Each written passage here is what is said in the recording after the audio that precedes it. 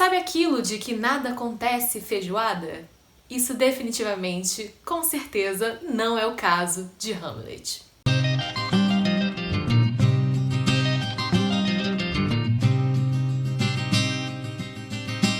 Como eu falei aqui no início do vídeo, Hamlet é uma peça em que muita coisa acontece. Inclusive aquela metalinguagem sobre peças que a gente já conversou um pouquinho anteriormente no vídeo de Sonho de uma Noite de Verão. Mas assim, acontece tanta coisa na história de Hamlet que não vai ser possível falar de absolutamente tudo nesse vídeo aqui, que vai ter aproximadamente uns 20 minutos a 30 minutos. Pra vocês terem ideia, acontece tanta coisa que o Hamlet é atacado por piratas e isso nem faz parte das coisas principais da peça, das coisas principais que movem o enredo. De todo modo, sendo ou não sendo algo fácil de resumir, hoje eu estou aqui para falar de Hamlet. E Hamlet foi a primeira obra do Shakespeare que, enquanto eu lia, eu pensei: caramba, isso é uma obra-prima. E eu li Hamlet para essa edição aqui, que transforma o texto em prosa. E eu confesso que eu não sei se eu gostei exatamente dessa alteração, porque às vezes eu ficava meio perdido nos diálogos sem saber exatamente quem estava falando o quê. O que, né, quando o texto é escrito no formato da estrutura de teatro é muito mais fácil, porque ele está indicado Laertes, aí fala do Laertes, Hamlet, eu falo do Hamlet, e nesse aqui às vezes foi um pouquinho difícil para mim me encontrar. Mas de todo modo, deu para aproveitar muito a leitura, principalmente porque essa peça tem tudo que eu gosto numa boa novela de época, como Reign, The Tudors e, por que não, Game of Thrones. E com isso eu quero dizer que ela tem altíssimas intrigas reais, matanças, traições, casos e, é claro, loucura. Nessa peça, a gente começa a acompanhar a história do príncipe de Dinamarca, o Hamlet. E tudo parecia correr bem no castelo da Dinamarca até o dia em que um fantasma começa a falar com ele pelos corredores. E na verdade, uma coisa que eu gostei dessa edição aqui foi a introdução, porque na introdução eles introduzem um fato que eu achei muito curioso e relevante para a leitura desse livro, que é o seguinte: quase metade dos ingleses do século XXI acredita em fantasmas. Ou, pelo menos, é bom que acredite, pois um dos fatores turísticos importantes do país é a visita a locais, mal ou bem, assombrados. E mesmo que não se leve em conta a pesquisa, sabe-se que a crença em almas de outro mundo é generalizada mundo afora. E o fantasma que falou com o jovem príncipe Hamlet era ninguém mais, ninguém menos, que o fantasma de seu falecido pai e antigo rei, Hamlet. Sim, homônimo ao Hamlet jovem, então daqui em diante vou chamar o Hamlet pai de Hamlet Sênior e o Hamlet principal de Hamlet Júnior. O Hamlet Sênior havia morrido há pouco tempo, e o tio do Hamlet Júnior, o Claudius, havia assumido o trono e se casado com a mãe de Hamlet, Gertrudes. Fato esse que claramente incomodava o Hamlet Júnior. E a rainha e mãe dele, a Gertrudes, numa tentativa de trazer o bom astral do filho de volta, chega a dizer que: Hamlet, meu filho querido, deixe de lado essa cara soturna e seja amigo do novo rei da Dinamarca. Não fique mais com os olhos baixos procurando seu pai na poeira do chão. É a lei da natureza. Tudo que nasce acaba morrendo um dia e entra na eternidade. Só que uma coisa que fica clara pra gente é que o Hamlet ainda não tá conseguindo processar a perda do pai. Ele anda por aí meio cabisbaixo e parece muito diferente da pessoa que ele um dia já foi. E é justamente num desses momentos em que ele tá cabisbaixo, divagando sobre a morte, que surge o monólogo pelo qual a peça é mais conhecida.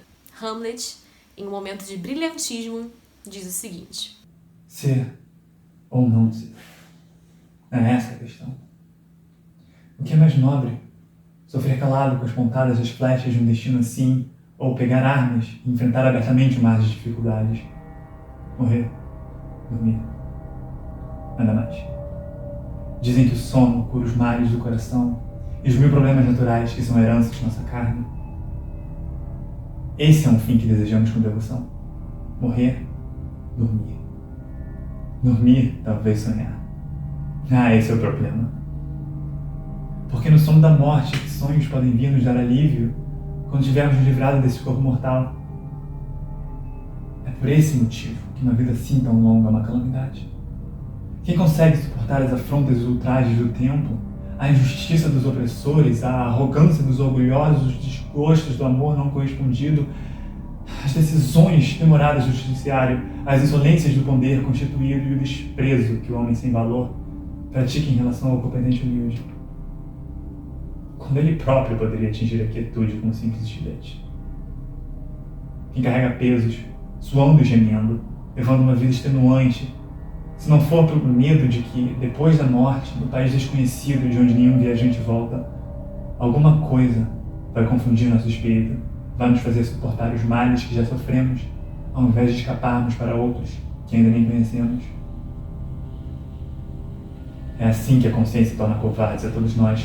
É assim que o ardor de nossas primeiras resoluções é enfraquecido pela sombra pálida dos pensamentos, e os maiores impedimentos se desviam do seu caminho e perdem o nome de ação.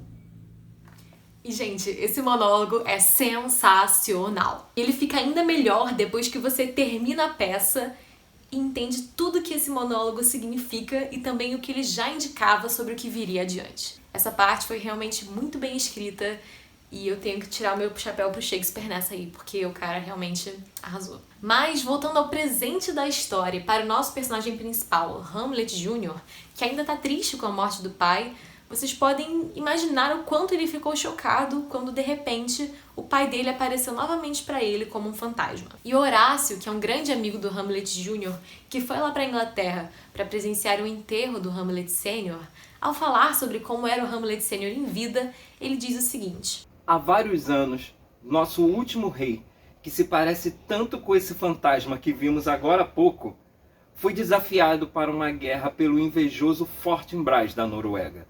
O nosso valoroso rei, Hamlet, pai do nosso querido príncipe, aniquilou, matou esse Fortinbras. Devido a um acordo firmado pelas leis e pela heráldica, todas as terras que pertenciam a Fortinbras passaram para um vencedor. E o nosso rei, se tivesse perdido, seria o contrário. Fortinbras ficaria com as terras de Hamlet. Só que agora, o jovem Fortinbras, que é filho daquele outro impiedoso e sem experiência, está reunindo um bando de renegados sem terra nas fronteiras da Noruega. Uns bandidos dispostos a qualquer coisa em troca de comida, e assim, com a força do estômago, querem recuperar pelas forças as terras perdidas pelo pai dele. O nosso governo sabe disso, e acho que é assim que se explicam todos esses preparativos, porque estamos sempre a postos, todo esse esforço e tumulto que acontece em nosso país. E quando você lê essa fala do Horácio pela primeira vez, você pode acabar passando meio batido por ela, mas ela é muito importante porque ela já revela um pouco da trama política que está acontecendo naquela história e que também, de um modo ou de outro, envolveu a morte do Hamlet Sr. Ou seja, essa fala do Horácio denuncia muito sutilmente a tempestade por trás da calmaria daquele castelo. Ou melhor, da aparente calmaria. E nessa aparição no meio da noite, para abalar tudo que já foi estabelecido, o fantasma de Hamlet Sr. diz para o Hamlet Jr. que a morte dele não foi uma morte acidental ou uma morte natural, e sim que foi uma morte premeditada e que, na verdade, ele havia sido assassinado. Mais precisamente, ele teria sido envenenado pelo atual rei e irmão dele, o Claudius. E o Hamlet, que já não gostava desse tiozão, fica muito grilado com a situação toda e percebe o desejo de vingança crescer loucamente dentro de si. E ele chega a se aproximar do rei Claudius de costas com a espada, com a intenção de matá-lo, só que ele percebe que o rei Claudius estava rezando naquele momento. E o rei Claudius não estava vendo ele, né? Então ele pensa que se ele matasse o rei Claudius assim, enquanto ele estava rezando, ele iria para o céu. E o Hamlet queria que ele fosse para o inferno. Então Hamlet deixa de matar ele nesse momento. Porém, mal sabia Hamlet que, na verdade, o rei Claudius só estava fingindo rezar. E estava, na verdade, pensando aí, mancomunando umas outras coisas que não eram nada boas. Mas enfim, Hamlet resolve ser calculista e resolve investigar a fundo a morte do pai, para que quando ele matar Claudius, seja por justa causa e com a certeza por trás do que ele fez. Só que o Hamlet não é um personagem discreto. Então, logo após esse encontro com o fantasma, ele já sai meio contando para os amigos, que também às vezes eram informantes do rei, o que rolou. E ele já fala, ainda que de modo codificado, qual seria o plano dele. O Hamlet quer chegar no X da questão, resolver o mistério. E com esse objetivo, ele vai fazer o que for necessário, inclusive fingir estar louco, para provar que, na verdade, ele está certo. E esse acaba sendo o início da loucura, ou melhor, da loucura de Hamlet. Enquanto isso, Polônio, que era o conselheiro do rei Claudius, tem um papo-cabeça com a própria filha, a Ofélia, que era uma namorada do Hamlet, e diz pra ela se afastar dele, alegando basicamente que ele é um moleque estranho que não deve estar querendo nada de bom com ela. Basicamente, a Ofélia e o Hamlet flertavam e tinham uma relação inclinada para a amorosa. Até esse momento em que o pai da Ofélia deu esse toque pra ela e basicamente vetou ela de continuar saindo com Hamlet. E a partir desse momento, após ter escutado o pai, ela começou a ser mais fria e a de fato se distanciar de Hamlet, que por sua vez não reage nada bem a essa mudança de atitude dela. Em um momento que acaba sendo quase uma síntese do seu personagem, o Hamlet vira pra ela e diz que entre para um convento. Porque você veio se tornar mãe de novos pecadores. Eu me considero honesto, mas mesmo assim me acuso de coisas que, se a minha mãe soubesse, nunca teria me deixado nascer. Sou orgulhoso, vingativo, ambicioso. Meus pecados ocupam uma parte tão grande da minha cabeça que não sobra espaço para planejar, para pensar em como posso pô-los em prática. Por que sujeitos como eu ficam se arrastando desta forma entre o céu e a terra? Somos todos canalhas. Não confie em nenhum de nós. Vá logo para o convento. Ou para um bordel. Então você, como leitor ou espectador aqui do vídeo, já fica ligado porque tem algumas coisas acontecendo simultaneamente, como o Shakespeare sempre gosta de fazer. Número 1, o afastamento de Ofélia e Hamlet. Número 2, a investigação de Hamlet sobre a morte do seu pai. Número 3, os encontros de Hamlet com o fantasma. E número 4, toda a trama política e as coisinhas que estavam acontecendo ali no reinado da Dinamarca e proximidades. Nesse meio tempo, todos na corte passam a notar que Hamlet está agindo mais estranho a cada dia que passa. Mas como apenas Rosencrantz e Guildenstern, que são os amigos de infância do Hamlet, sabem da existência do fantasma, todo o resto da corte passa a achar que ele tá enlouquecendo, né? Porque eles não entendem de onde está saindo esse comportamento. E o Polônio assume rapidamente que deve ser porque o Hamlet está de coração partido em relação a Ofélia, e que ele deve, na verdade, estar ficando louquinho de amor. E com todo esse bafafá e murmurinho rolando aí pela corte, a Gertrudes, que é a mãe dele, rainha, não deixa de notar esse comportamento estranho do filho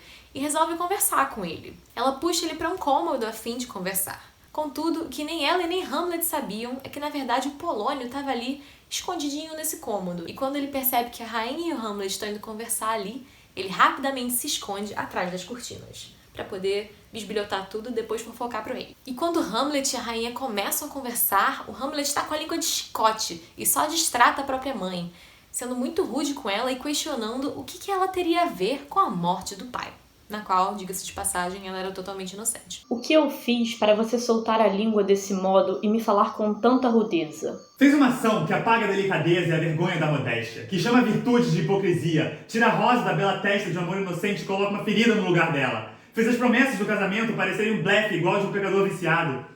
Ah, a senhora fez uma coisa que contradiz tudo o que a alma tem de melhor, que faz da religião um mero jogo de palavras, que faz a cara do céu ficar vermelha, de aparência triste, como se estivesse antecipando o próprio dia do juízo. E aí, discussão vai e vem e o Hamlet vai ficando cada vez mais irritadiço, até que o Polônio, que estava escondido, no momento de descuido, acaba fazendo um barulho.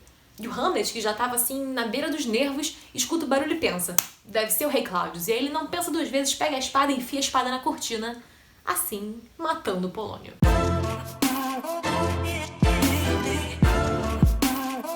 Como o ditado já bem diria, a fofoca vai longe, o fofoqueiro não. E aí, minha gente, o caos é instalado e então a corte passa a ter a primeira prova, ou melhor, consequência da loucura de Hamlet. Se antes a galera já estava começando a ficar incomodada com ele ali, essa foi a gota d'água. E para o rei Claudius, então, que já estava sentindo os olhares de ódio e desconfiança, isso era tudo que ele bastava para arranjar uma desculpa para mandar o Hamlet para longe. Ele pensa o seguinte, a minha rainha ama o Hamlet, o povo ama o Hamlet, mas eu não amo Hamlet e o Hamlet não me ama. Então eu tenho que mandar ele para longe, para onde ele não possa me prejudicar. E é isso que ele faz. Ele resolve mandar o Hamlet para a Inglaterra numa aparente missão em nome da Dinamarca. Porém, ao mesmo tempo em que ele faz isso, ele escreve uma carta para o rei da Inglaterra, que lhe devia um favor, pedindo para que ele mate Hamlet. Ou seja, o rei Claudius não é flor que se cheire. Além disso, querendo espalhar logo a notícia da morte do seu conselheiro, ele puxa Gertrudes para um lado e afirma que... Venha, Gertrudes. Vamos procurar nossos amigos mais sábios e dizer a eles o que nos aconteceu e o que pretendemos fazer. A calúnia é como um tiro de canhão que pode dar a volta ao mundo, mas sempre atinge o alvo com sua munição cheia de veneno. Desse modo, ela irá nos atingir, para depois se perder no ar vazio. Vamos! Minha alma está cheia de contradições e de desânimo. E as consequências do anúncio da morte de Polônio foram tão sérias que a Ofélia, que era filha dele, entra num estado de choque. E quando o irmão da Ofélia, o Laertes, também descobre o que aconteceu, ele fica muito bolado e o desejo de vingança toma conta dele também. E ele reage, inclusive, de um modo muito parecido com o qual Shakespeare indica que o Hamlet reagiu à morte do próprio pai. Como? Como ele morreu? Não vou me enganar com histórias. A lealdade para com os reis que vá para o inferno e que os juramentos, que vão para o diabo. A consciência, a graça, elas que se danem. Não tenho medo de condenação eterna. Quanto a isso estou firme. Não me importa mais, nem neste mundo e nem no outro. Aconteça o que acontecer. Só quero vingança mais completa para o meu pai. Parando para pensar, com a morte de Polônio, o Hamlet colocou o Laertes praticamente na exata posição em que ele mesmo estava. Exceto pelo fato, claro, que Laertes não estava vendo nenhum fantasma. Mas lembra que eu falei que a Ofélia entrou em um estado de choque? Então, a bichinha realmente ficou catatônica e desde a morte de Polônio, ela nunca mais foi a mesma. De acordo com todos, ela tinha enlouquecido. Ela só andava por aí chorando, encarando nada e falando coisas totalmente sem nexo. Só que, diferente da loucura de Hamlet, que deixa a gente como leitores na dúvida, a dela fica bem clara. A Ofélia, desde a morte de Polônio, realmente não tem absolutamente nada a ver com a Ofélia de antes. Ela perdeu a cabeça. E poucas páginas após a morte de seu próprio pai, ela também acaba encontrando o mesmo destino.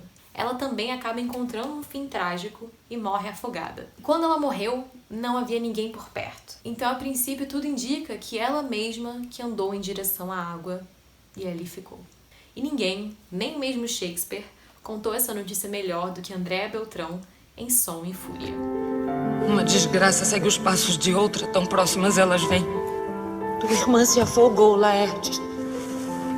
Se afogou? Onde? Inclinado sobre o riacho, cresce um salgueiro chorão com suas folhas cor de cinza refletidas na água. Lá ela fazia umas grinaldas misteriosas de botões de ouro, urtigas margaridas e umas flores roxas a que nossos pastores rudes dão um nome grosseiro, mas nossas recatadas donzelas chamam dedo de defunto. Lá, subindo nos galhos torcidos para pendurar sua coroa de flores e ela junto, caíram no triste riacho. Seus vestidos afundavam como velas, mas ela flutuou por um tempo como se fosse uma sereia. E então começou a cantar pedaços de velhas canções, inconsciente da sua própria desgraça, como se fosse uma criatura daquele rio. Mas não demorou até que suas roupas encharcadas ficassem pesadas e arrastassem a pobre infeliz do seu canto melodioso para a morte no lodo. Ela tá muito bem hoje, hein? Afogada. Afogada. Afogada.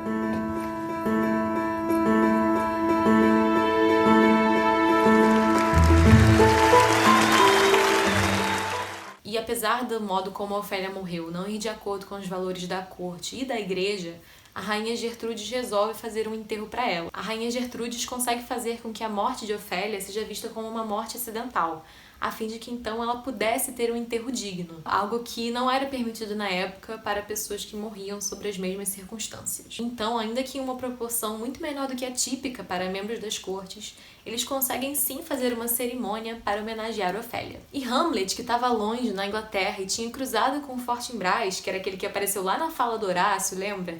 E que estava por aí marchando através dos países buscando vingar a morte do próprio pai, Fortinbras Sênior. E ao mesmo tempo Hamlet, que foi atacado por piratas e que saiu de boas dessa, recebe a notícia da morte de Ofélia e percebe então que ele tem que voltar para casa. E ele retorna justamente a tempo do enterro. E eu já disse aqui que o Hamlet é um personagem indiscreto e que gosta de causar cena. E mesmo no enterro da sua amada, ele não mudaria isso. Não poderia ser diferente. Mas vamos segurar os ânimos um pouquinho, porque antes do Hamlet aparecer, Laertes, que era o irmão de Ofélia, está sofrendo muito ao perder mais uma vez, em tão pouco tempo, outro membro adorado da família.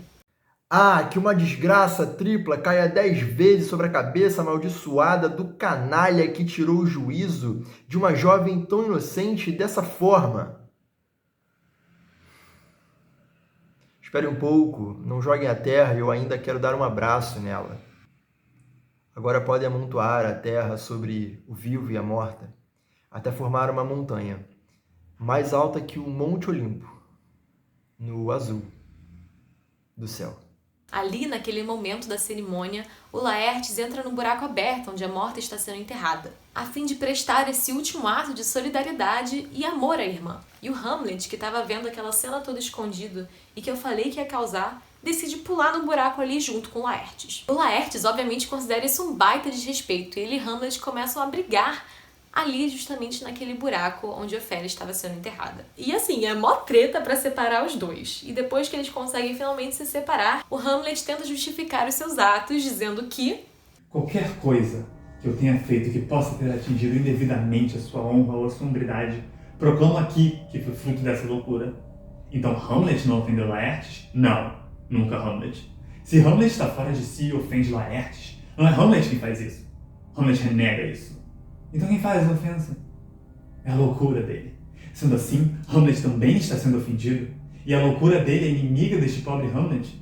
Senhor, diante de todas essas pessoas, permita que a minha declaração de ausência absoluta de má intenção seja perdoada por sua alma tão generosa, como se eu tivesse tirado uma flecha por cima da casa para o outro lado e atingido meu próprio irmão. Mas o Laertes, ainda muito bolado, não engole essa e fica decidido que os dois terão que se enfrentar de um modo mais digno novamente no futuro. O que acontecerá num duelo de esgrima entre os dois. E o rei Claudius, que estava razoavelmente quietinho até agora, desde que ele mandou o Hamlet ser morto e não rolou, vê nisso uma oportunidade. Ele vai sentindo a tensão no ar e rapidamente puxa o Laertes para debaixo das suas asas, afirmando para o Laertes que o Hamlet é o grande culpado de tudo que aconteceu com ele até agora. E como todo bom manipulador, ele começa concordando com as coisas que o Laertes diz, para ele achar que ele tem um amigo, que pensa igual, até que depois ele começa a fazer algumas sugestões de seu próprio interesse, como sugerir, por exemplo, que o Laertes mate o Hamlet. Mas ele faz isso de modo mais discreto, sugerindo que o Laertes envenene a ponta da espada dele,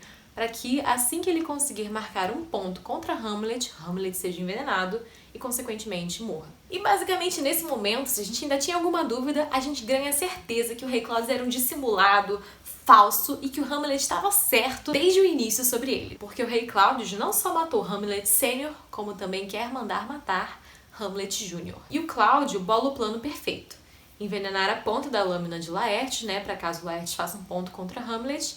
E, ao mesmo tempo, caso Laertes não consiga fazer nenhum pontinho contra Hamlet, ele decide colocar veneno numa taça de vinho, para que quando Hamlet for comemorar a sua vitória, ele beba o vinho envenenado e morra. Ou seja, se o Hamlet ganhar, ele morre. Se o Hamlet perder, ele também morre e, de qualquer jeito, o rei Claudius ganha. E aí chega o dia do grande duelo. E como você pode muito bem imaginar, tudo que tem para dar errado, dá errado. O Laertes não consegue fazer nenhum pontinho contra Hamlet. E o Hamlet está ganhando de lavada. Basicamente, o Laertes não tem nenhuma chance.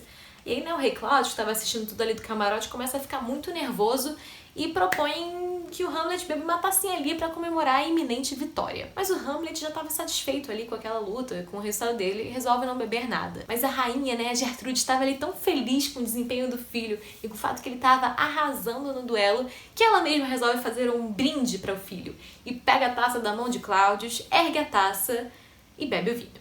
E o rei, ao lado dela, sabia que a bebida estava envenenada e ele até meio que tenta avisar ela, mas como você vai falar pra alguém não beba isso sem ao mesmo tempo revelar que estava envenenada porque você queria matar o filho desse alguém? Então ele deixa a esposa e rainha beber o vinho e morrer. E todos ficam muito atordoados com essa morte súbita da rainha. E nesse meio tempo em que o caos estava rolando solto, o Laertes acerta o Hamlet com a ponta da espada. Mas nesse ponto, Hamlet já tá boladíssimo com tudo, com a morte da mãe, além da morte do pai. Ele basicamente vira o Hulk, tira a espada da mão do Laertes e enfia a espada no Laertes, atingindo também o Laertes com a ponta da espada que estava envenenada. E o Laertes, minutos antes de morrer, percebe que ele era apenas um peão no jogo de xadrez do rei Claudius e fala a verdade para Hamlet, além de finalmente pedir o seu perdão. E caso não tenha ficado claro, logo depois disso acontecer, o Laertes morre. E o Hamlet, pistola, e agora finalmente com a certeza de que o Rei Claudius era tudo que ele achava que o Rei Claudius era, ele vai na direção do Rei Claudius e acerta ele com a espada envenenada. E não só com a espada envenenada, porque ele pega a taça envenenada e faz com que o Rei Claudius beba dela também. Ou seja, ele não só mata o Rei Claudius, como ele usa os mesmos objetos envenenados que o Rei Claudius arranjou para matar ele. Esse é basicamente o maior exemplo da história de que a vingança é um prato que se come frio. Mas aí, né, depois desse caos todo, você deve estar se perguntando: e quem restou dessa família real para se governar e para ser o rei ou a rainha? Ninguém mesmo. Mas aí, né, quem vai assumir o trono? E eis que, por acaso do destino, ou então porque ele estava tendo uma sorte absurda em tudo que tinha planejado, o Fortinbras chega no castelo. Ele chega à Dinamarca e vê o reino pelo qual seu pai tinha disputado e morrido cair no seu colo de bandeja. E é assim que termina Hamlet. Então, como vocês podem ter notado, realmente muita coisa acontece nessa pequena obrinha que é tão icônica. E algumas perguntas que podem ter restado pra você é, por exemplo, se o Hamlet estava realmente louco, ou então se a Ofélia teria realmente enlouquecido. E essas são perguntas que eu acho que você vai ter que ler para chegar nas suas próprias conclusões. Eu mesma fico na dúvida e eu sinto que eu vou precisar reler algumas vezes para chegar numa conclusão definitiva. Ou então ficar nessa dúvida mesmo para sempre. Que talvez, bem provavelmente, tenha sido a intenção do Shakespeare. Então, para finalizar, essa foi uma grande leitura, foi uma peça que eu gostei muito e que nem eu falei lá no início do vídeo, foi uma peça que realmente me fez entender porque Shakespeare é o que ele é hoje. É uma peça realmente muito bem escrita e muito impactante de vários modos. Me fala aí o que você achou desse plot louco aqui nos comentários. E além disso, por favor, deixa aqui o seu joinha se você gostou do vídeo e se inscreve se você ainda não for inscrito ou inscrita. Muito obrigada novamente às pessoas que fizeram participações especiais aqui no vídeo e eu vou deixar aqui na descrição o link para os perfis delas nas redes sociais caso vocês queiram dar uma olhadinha. E além disso, para terminar o vídeo bem, vou botar aqui alguns memes extras que eu achei de Hamlet. E é isso, muito obrigada por terem assistido. Tchau, tchau, e até o próximo vídeo de Lendo Shakespeare. Pai de Hamlet aparecendo do nada. Atenção, eu fui assassinado. Nunca houve uma história mais triste do que a de Hamlet e seu pai sinistro. Comparar o seu relacionamento a Romeu e Julieta para expressar o quão apaixonado você está é como usar Hamlet de exemplo para falar que você tem uma família muito funcional. Eu sempre achei que a minha vida fosse uma tragédia, mas agora eu percebo que é apenas uma compilação cringe. Horácio vai falar, meu lord, eu sei de um lugar, e te levar para ver o fantasma do seu pai. Hamlet vai falar, Ofélia, eu sei um lugar, e te levar para a enfermaria. Polônio vai falar, eu sei um lugar, e era atrás da cortina. Descanse em paz.